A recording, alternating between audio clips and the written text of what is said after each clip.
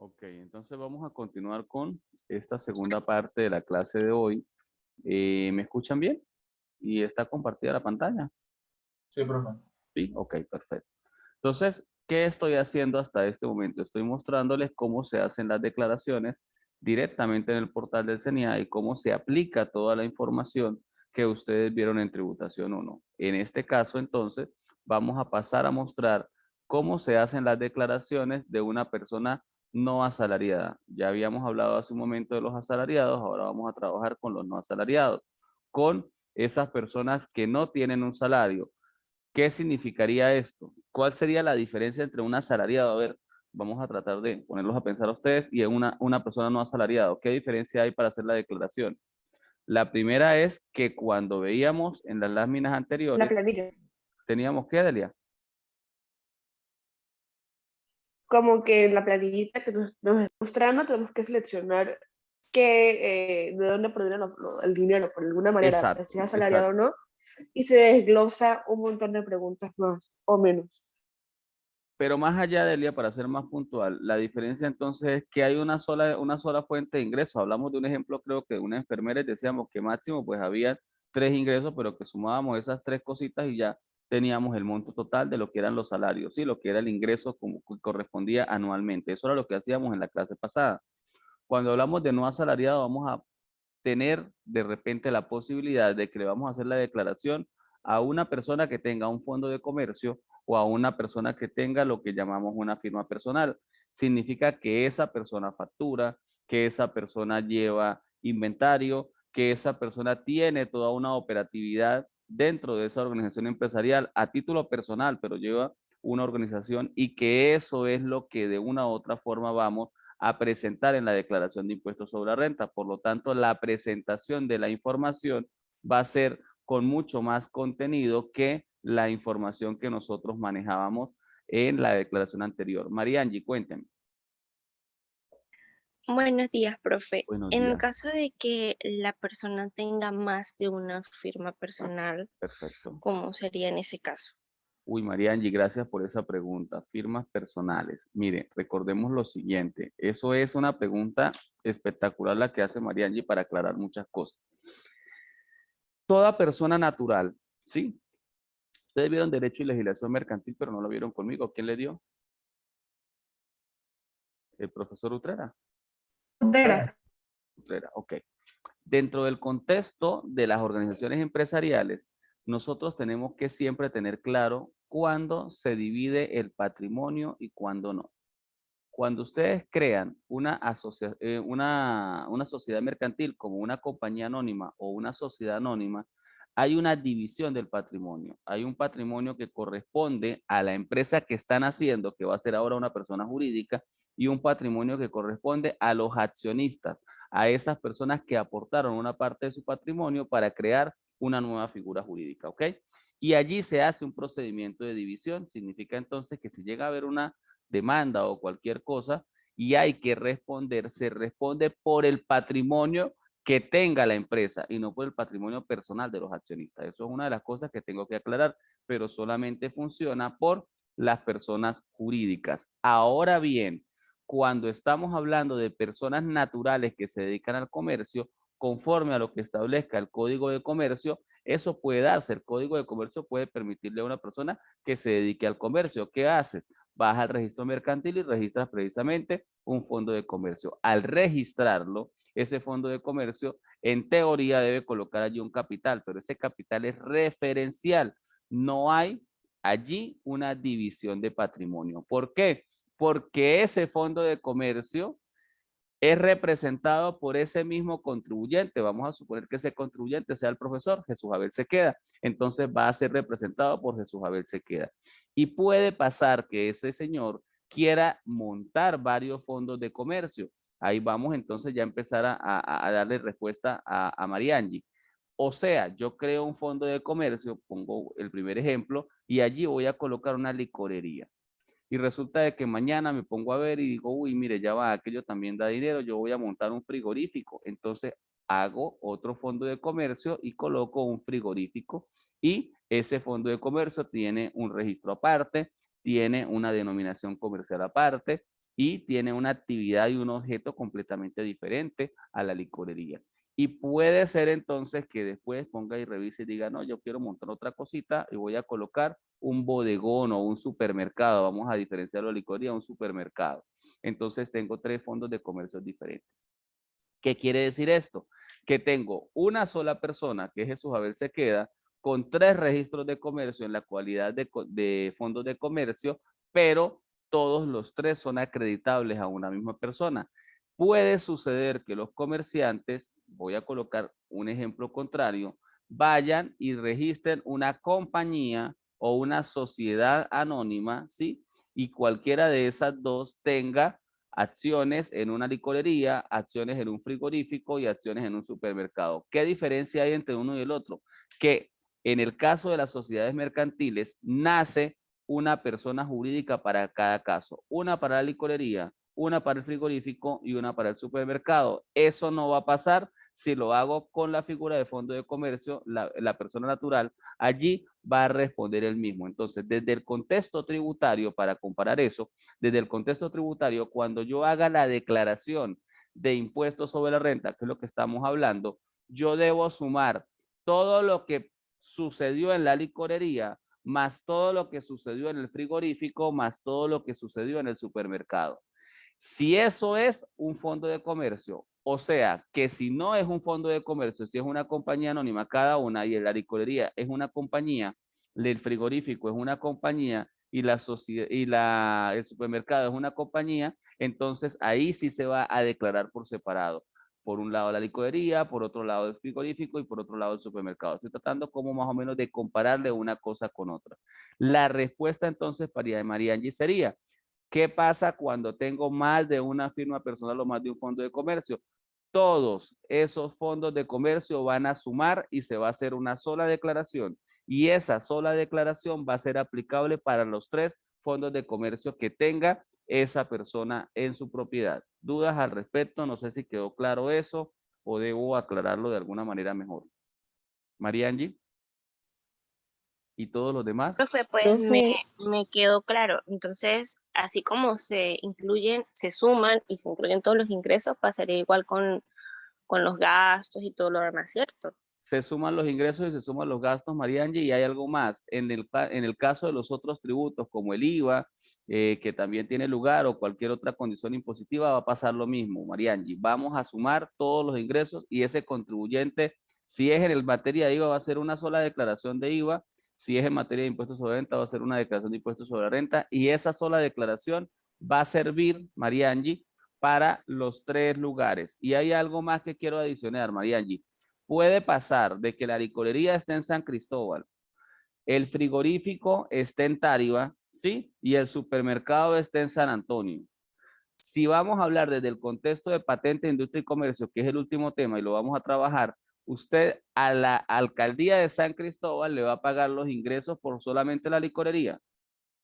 A Táriba le va a pagar solamente, o a Cárdenas solamente por el frigorífico, y a San Antonio, ¿sí? Le va a pagar solamente por el supermercado. Pero el requisito general siempre es que le lleve la declaración de IVA o la declaración de impuestos sobre la renta, variante. Y si usted le lleva la declaración y usted no le hace un desglose de cuáles fueron los ingresos por aparte de cada empresa, cada alcaldía le va a cobrar el doble, el triple en este caso, de los ingresos, porque le va a cobrar por los ingresos totales cada una de ellas y usted va a pagar más dinero. Entonces tengan mucho cuidado con los desgloses con los fondos de comercio. ¿Por qué? Porque de una u otra forma usted tiene que tener cuidado que cuando pague la patente usted va a pagar solamente por los ingresos devengados en esa zona geográfica. Y cuidado con eso, porque con las sociedades anónimas y compañías anónimas puede pasar lo mismo. ¿En qué sentido? Aunque es una persona jurídica única, puede pasar de que esa compañía anónima, esa licorería tenga 2 sucursales. Entonces, es una misma licorería, pero tiene 2 sucursales. La una está en El Piñal y la otra se encuentra en San Cristóbal. Significa que en El Piñal le vamos a pagar un tributo al Piñal, a la alcaldía del Piñal, por patente, industria y comercio o por actividades económicas, y otro dinero diferente a San Cristóbal. Si usted no diferencia eso, en la declaración de IVA de impuestos sobre venta está la sumatoria de los 2, de la principal y de la sucursal. Cuidado con esos desgloses porque en materia tributaria, si usted no entrega el desglose y forma al ente competente, en este caso a la alcaldía, le van a cobrar doble por los tributos. ¿Ok, Mariangi? Ok, profe. Entonces, para resumir, Perfecto. eh, Esos se, resúmenes de ustedes me se gustan porque suma todo, se suma todo para poder hacer la declaración, pero igualmente hay que tener todo por separado al momento de cuando uno vaya a ir a los entes municipales a pagar patentes y, ay, ¿qué fue lo que dijo usted ahorita? Cosas económicas, actividades económicas. Exacto, pero hay algo más. Cuidado, Mariangi, porque en ese resumen, si estamos hablando del Fondo de Comercio, usted tiene 3 registros diferentes, ¿ok? Para el frigorífico, para el supermercado y para la licorería. De esos 3 registros diferentes significa que usted está obligado a llevar libros contables por aparte.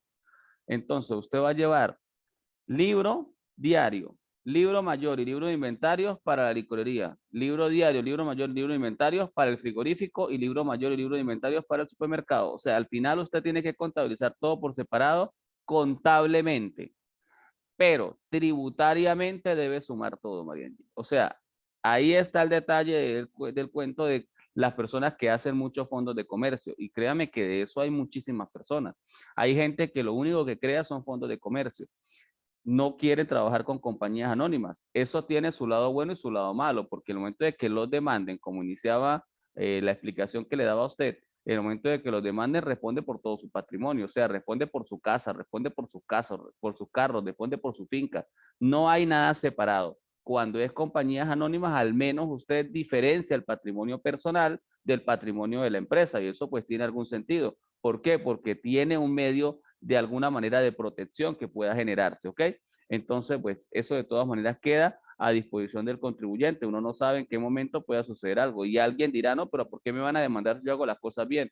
Bueno, sí, esa es la idea, que hagamos las cosas bien, pero lo mínimo que puede suceder es una demanda laboral, por ejemplo, que alguien se molestó con usted y quiso de cierta manera generarle un problema el más sencillo posible y eso pues puede tener algunas implicaciones. Entonces hay que ver hasta dónde o hasta dónde voy a generar la responsabilidad de esas implicaciones, Mariangi. No sé si quedan dudas al respecto. A mí me quedó todo súper claro, profe. Muchas gracias. Sí, Listo. a mí igual. ¿Sí?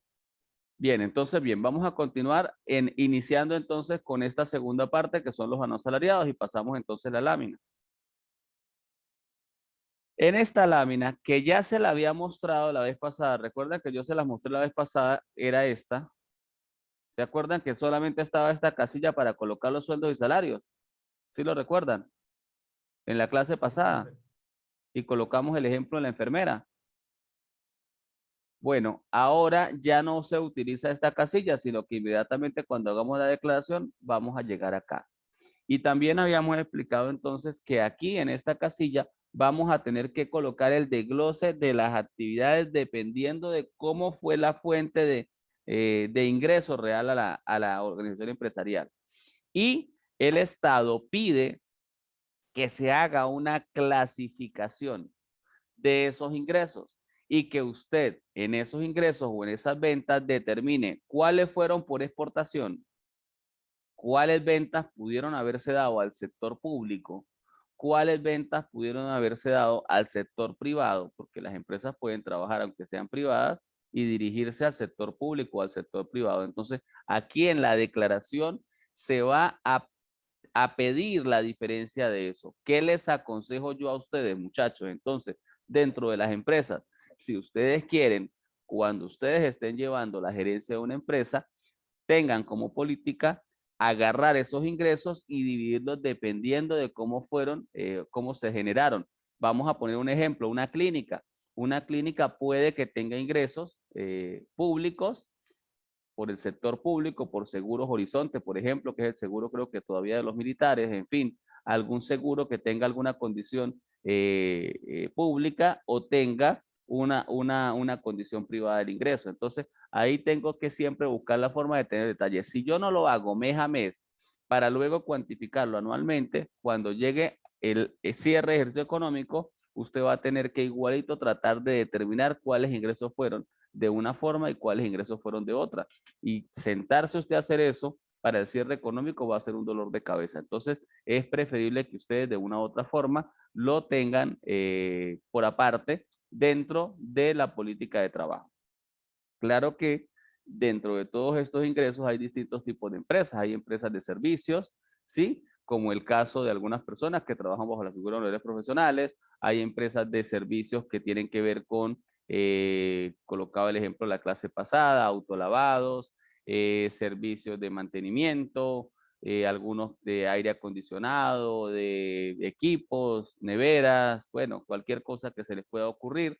Y hay también una actividad que tiene que ver con ingresos a través de procesos de transformación de materia prima, y además de eso también está todo lo que tiene que ver con la materia comercial, que es comprar y vender productos. En cualquiera de los casos, más o menos allí el portal permite que tengamos una discriminación de todos ellos. Sin embargo, también lo mencionaba en la casilla, en la clase pasada, la casilla 19 permite colocar esa posibilidad de otros ingresos, ingresos que de cierta forma no sean como comunes el nombre o que no esté dentro de esa lista, y entonces puedan allí determinarse como otros ingresos. Al final, el mismo sistema, inclusive cuando usted va colocando en cada una de estas casillitas el monto, él le va a ir totalizando, o sea que eso lo totaliza automáticamente el sistema, y vamos entonces a tener en cuenta cuáles fueron los ingresos.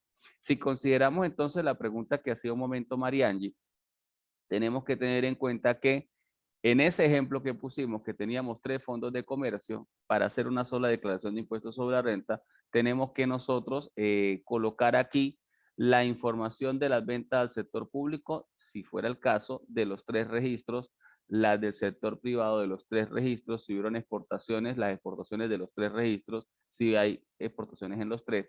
¿Para qué? Para no dejar de lado ningún tipo de ingreso. Aunque se llevan contabilidades separadas, desde el contexto tributario, las declaraciones son una sola declaración. ¿Por qué? Porque quien representa eso realmente es un mismo contribuyente. Al final, de hecho, el mismo número de RIF es el de Jesús Abel Sequeda, y es prácticamente mi número de cédula con un número adicional al terminal. Cosa distinta pasa con una persona jurídica que tiene un RIF jurídico que empieza por J y que además de eso es un número de identificación tributaria exclusivo para ese contribuyente. Por lo tanto, entonces, ahí sí se separa el patrimonio de los propietarios de las acciones de esa persona jurídica a el momento en el cual estamos explicando la declaración de una persona natural bajo la condición de un asalariado y que tiene más de un fondo de comercio.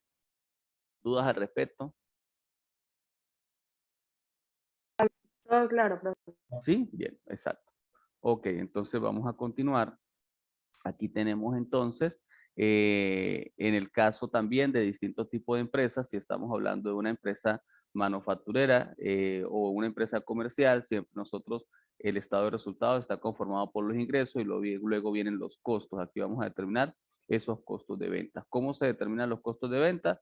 Inventario inicial más las compras netas, pero aquí estamos pidiendo que desglosen las compras netas dentro del territorio venezolano y fuera del territorio venezolano, que es la casilla 25, él me va a sumar automáticamente las compras netas, me va a decir entonces cuál es la mercancía disponible que tengo para el momento, y luego a eso le vamos a descontar el inventario final, que es precisamente como hacemos siempre, un estado de resultados, ¿ok? Y si fuera el caso de que fuera una empresa manufacturera que hace procesos de transformación, entonces vamos a agregar a esa información la mano de obra, y ya no vamos a utilizar el inventario inicial que trabajamos para la empresa comercial, sino vamos a trabajar con inventario inicial de mano de obra directa. Vamos a trabajar con inventario inicial de productos terminados y productos en proceso, y luego vamos a cerrar esos 3 inventarios y también vamos a agregar esas compras de materia prima, ¿ok? Entonces vemos entonces cómo en ese estado de costo vamos a ir desglosando cosa por cosa dependiendo del tipo de empresa. Si es una empresa comercial, usted no tiene que utilizar todas esas casillas. Regresamos y vemos que podemos utilizar solamente las primeras. Ahora, si estamos hablando de una empresa manufacturera, pues seguramente sí vamos a tener que utilizar todas las casillas, empezando por la clasificación de los inventarios, que va a ser mucho más tediosa, porque vamos a tener 3 tipos de inventarios iniciales y 3 tipos de inventarios finales. Los de materia prima, los de productos en proceso y los de productos terminados, tanto inicialmente como finalmente, para saber cómo terminan esos inventarios. Y Y al final de todo esto, el mismo sistema va a generar entonces en la casilla 51 el costo de venta. Dependiendo de cada organización empresarial, repito, se utilizan más o menos opciones para la clasificación de los costos. ¿Dudas?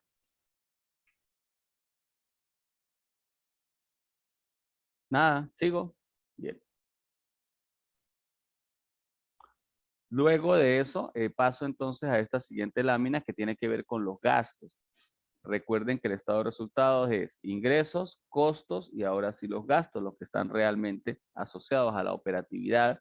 En esos primeros gastos tenemos entonces los sueldos y salarios. Algo de estas láminas ya habíamos revisado en la clase anterior porque lo traté de mostrar para efectos comparativos de los asalariados. Tenemos obviamente otra serie de gastos como tributos pagados por otras cosas, indemnizaciones laborales en materia laboral, administración y conservación de inmuebles, administración de regalías no mineras, si fuera el caso de alguien que aplique por la tarifa número 3, las depreciaciones que puedan darse sobre los activos fijos, igualmente las amortizaciones, si de repente se pidieron créditos a entidades financieras y hay pagos por intereses, entonces vamos también a cuantificar eso, pérdidas en bienes, si fuera el caso, gasto de traslado de nuevos empleados, dependiendo del tipo de objeto de la empresa, pérdidas por cuentas incobrables, reservas de ley, arrendamiento de bienes muebles.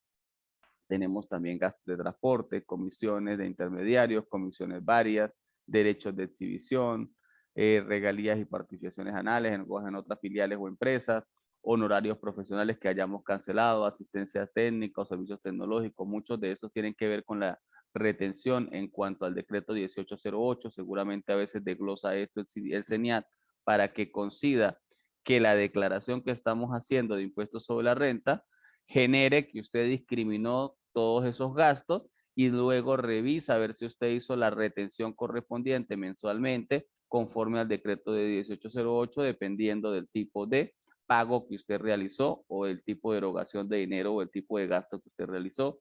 También encontramos allí publicidad y propaganda, primas de seguro, gastos de representación, gastos de administración, y así mucha serie de gastos, pero tenemos una casilla 81. Todo lo que no esté en esa lista, pues lo sumamos en esa casilla 81 y lo vamos a colocar. Y como decíamos con Mariangi, vamos a sumar, si tenemos 3 fondos de comercio, pues todos los gastos de esos 3 fondos de comercio. Así como sumamos los ingresos, así como sumamos los costos, pues también vamos a sumar todos los gastos. Eso al final me va a generar a mí una utilidad o pérdida contable.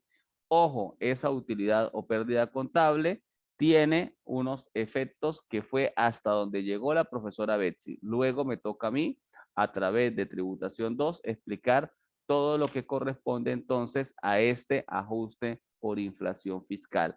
A este procedimiento entonces que nosotros vamos a realizar conforme a los índices nacional del precios al consumidor que iniciamos en la clase anterior y que al final tenemos que nosotros aplicar. Les adelanto entonces que aquí vamos entonces a colocar si existe conciliación de rentas y si existe procedimiento de ajuste inicial o de ajuste regular. Le decimos continuar y vamos a tener aquí una sola plantilla chiquitica donde vamos a nosotros graficar toda la información que debemos hacer nosotros a través de los INPC, calculando los factores de actualización y calculando algo que llamamos cédulas fiscales. Todas esas cédulas y todo ese trabajo al final se va a resumir solamente en estas casillitas. Esto lo vamos a ver mucho más adelante cuando ya de cierta forma entonces tengamos la posibilidad de calcular el impuesto, ya cuando ustedes sepan cómo clasificar una partida monetaria de una partida no monetaria y podamos entonces hacer el trabajo correspondiente. ¿Dudas al respecto? Cuéntenme, les escucho.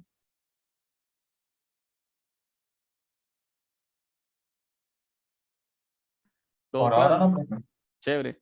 Bien, entonces esto es más o menos lo que yo quería hacer con ese repaso de lo que era el impuesto sobre la renta. Lo que quiero entonces dejar aquí claro es lo siguiente. Ustedes hasta el año pasado calcularon lo que estaba acá. Esta utilidad pérdida o pérdida del ejercicio, pero era netamente contable, era en función solamente en los ingresos, los costos y los gastos. Ahorita vamos a hacer un nuevo cálculo para determinar una utilidad o pérdida, pero no contable, sino una utilidad o pérdida fiscal. Eso entonces quiere decir que esa utilidad o pérdida fiscal que nosotros vamos a calcular tiene relación a esas partidas no monetarias que le vamos a aplicar cuál fue la inflación. Si yo tenía una máquina y la compré en 5 bolívares, cuál es el valor de hoy de esa máquina, y entonces por la revalorización de esa máquina de 5 bolívares al valor actual, yo debo entonces pagar un impuesto sobre la renta. ¿Por qué? Porque se está generando sobre ese activo una utilidad y a eso le llamamos utilidad fiscal. Pero puede suceder de que no suceda ese proceso de utilidad, sino que se dé caso contrario, se dé una pérdida. Entonces, si se da una pérdida, puede ser de que no pago nada para ese periodo y puede llegar a suceder inclusive que la pérdida fiscal sea mayor que la utilidad que pueda haberse generado contablemente. Entonces, matemáticamente se compensa esa sumatoria. En este caso, quedaría mayor la pérdida fiscal, por lo tanto, consume toda la utilidad que se haya generado en el periodo y pudiera llegar a pasar que para ese ejercicio económico el contribuyente no pague impuestos. O sea que la utilidad o pérdida fiscal afecta el pago del impuesto sobre la renta, o sea, afecta todo lo que ustedes calcularon el año pasado hasta el momento de llevar la utilidad contable. ¿Por qué? Porque puede darse el caso entonces de que no pague impuesto para ese periodo o que aumente porque suma la utilidad contable más la fiscal y entonces vamos a pagar más impuestos sobre la renta del que correspondía. ¿Ok? ¿Dudas entonces de este repaso que hicimos? Ahora sí quedó más o menos claro de qué estamos hablando cuando corresponde al cálculo que hacían ustedes el año anterior. Sí, profe, Más muchas gracias, tranquilo. de verdad. Bien, entonces, bueno, la próxima clase de nosotros va a ser la clase presencial. Eso es la próxima semana. Tributación 2 corresponde para el día jueves, ¿sí? Tenemos clase en el edificio C, en el aula 18, ¿ok? Ese día vamos a estar con el profesor José Luis Ramírez y mi persona en cada uno de los grupos. Según menciona la universidad, los grupos van a ser de 24 estudiantes, ¿sí? Para ese día, me imagino que pues todos asistirán a clases, bueno, los que puedan asistir, depende de sus condiciones, pero supongo que van a ir más de 24, entonces pues van a salir los dos grupos. La forma de trabajo es que ustedes creo que llegan a la universidad, a un aula de clases que ya tienen determinada y luego de eso pues se hace el intercambio. En un caso vamos a estar en la C18, en el otro caso vamos a estar en la B15, ¿sí? Lo que se hace es un intercambio de profesor, pero ustedes no se mueven del aula. Eso es más o menos lo que tengo entendido. No sé si la delegada tiene alguna información adicional al respecto. ¿Está el delegado o algún representante del subdelegado en el... Yo, pero no serio? tengo nada de eso, profe. Tengo la misma Ah, información. ninguna de esas adicional. Ok, eso es lo que nosotros tenemos entonces claro. Pues nada, Dios mediante, entonces trataremos de dar la clase ese día. Yo tengo preocupación con las personas que estén fuera de Venezuela y están inscritos este periodo porque en esta oportunidad uno puede grabar las clases y no tengo ningún inconveniente con eso.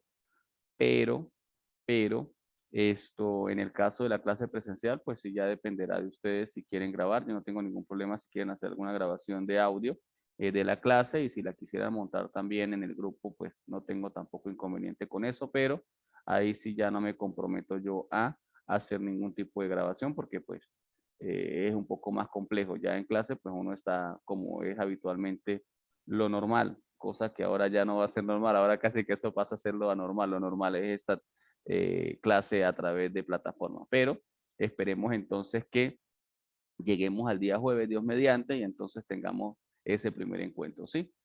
Agradecido con Profe, todos ustedes. una Dígame, pregunta. dígame, María. eh, ¿A ustedes no le han dado ninguna información al respecto de las personas que estamos fuera del país? Porque yo he escrito ya 2 veces al correo de solicitudes de fases y no me han contestado. Le comenté a un amigo que también está en la misma situación, él también ya ha escrito 2 veces a ese correo y no obtenemos respuesta de si vamos a tener permiso o si no vamos a tener permiso para ver clases. Bien, Sobre todo esto, para el momento de las evaluaciones, que es lo que realmente lo más que nos preocupa. preocupa. Pues María Angie, mire, yo no sé porque en la reunión que nosotros tuvimos con el rector sí, que fue el inicio de año académico, lo que hizo fue el comentario sobre lo que estaba en la resolución y lo que está dispuesto por ahora es que todas las evaluaciones acumulativas van a ser por la plataforma, pero los exámenes parciales entiendo que van a ser presenciales. Ahí queda la dificultad de qué va a pasar con las personas que están fuera. Sin embargo, la misma resolución dice que habrán excepciones. Habrá que esperar entonces el momento de el calendario de parciales y supongo que en el momento del calendario de parciales es que seguramente la universidad se pronunciará sobre las personas que se encuentran fuera del país. Por ahora, pues, la dificultad que yo veo es que estoy revisando en la planificación académica que tengo que entregar al 30, que tengo en el transcurso de la semana 2 días con ustedes en clase, ¿sí? Pero en el transcurso de la semana que es de trabajo de clase presencial, todas las horas académicas están sumadas en ese día. Entonces, el problema va a ser que yo tengo dos grupos. Al final yo solamente puedo dar la mitad de lo que doy en la mitad de lo que yo doy en clase por plataforma. ¿Por qué? Porque tengo que darle clase al primer grupo y salir de ahí repetir la misma clase al segundo grupo. Nada fácil porque el entusiasmo, por mucho que usted le ponga, no va a ser el mismo. Eso estemos claro, uno tratará así.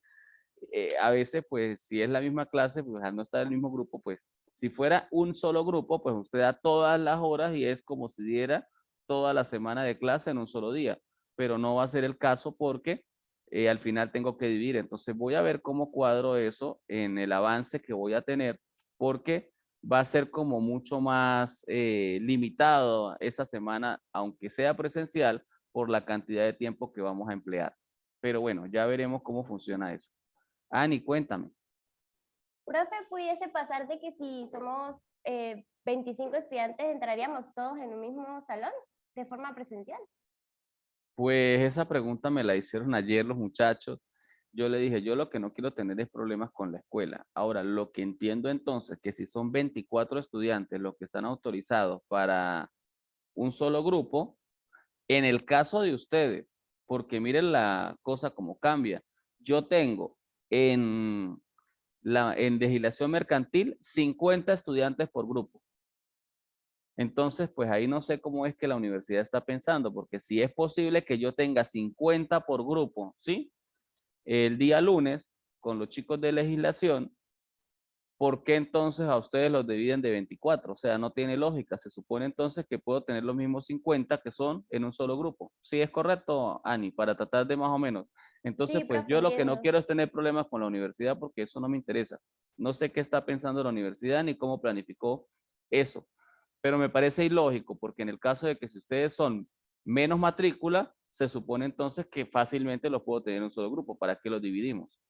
Es correcto, pero no está pasando. Estoy hablando de mis estudiantes, no de ningún otro profesor. Yo tengo un grupo el día lunes de 50 y tengo un grupo el día viernes, después de ustedes, de 47. Cada grupo de 47. Casi que es lo mismo que tenerlos a ustedes en un solo grupo, pero por lo que veo la universidad no lo va a permitir, Ani. Entonces, esperemos a ver si eso en el transcurso de el desarrollo académico, ya no en esta primera encuentro, sino en el segundo encuentro, ya la universidad entienda eso y pues, dé alguna flexibilidad con los grupos más pequeños. Ok, Y así profe, gracias. avanzamos, pero de verdad no me quiero meter en eso. Ese trabajo se lo dejo a Delia, que creo que es la delegada por lo que entiendo, para que pues Sí, yo creo que como un requisito de que nos dividamos a algo es más como específico. un Simplemente requisito un requisito. exactamente que cualquier cosa, pero entonces el tema a veces en la vida no es cumplir requisitos, el tema es ser práctico, o sea, si hay mayor riesgo de contagio lo va a haber con 50 estudiantes, en eso estemos claros, pero entonces la universidad lo que tiene que determinar es un número real, ¿sí? Para trabajar, porque en el caso de que sea un grupo, imagínese que tenga un salón, me imagino que los habrá, 4 estudiantes, pues tendrán que darle completo a los 4 estudiantes, no van a ir 2 y 2. Eso no tiene sentido, pero bueno, no sé. Esperemos a ver qué pasa. Yo ahí no sé qué más va a pasar. ¿Alguna duda sobre la clase? No, profe, todo súper bien. ¿Sí? Bien, entonces, Dios mediante, nos vemos la próxima semana, el día jueves entonces, a las 8 de la mañana en la universidad y se vuelven a encontrar. Me imagino que ustedes estarán con su camisa de promo, con toda esa fiebre así a millón y todo eso. Bueno, feliz tarde, pues feliz día, perdón, que esté muy bien. Hasta luego. Bueno, chao, profe. Gracias, Igual, profe, profe, feliz día. feliz día. De nada, hasta luego. Hasta luego, profe.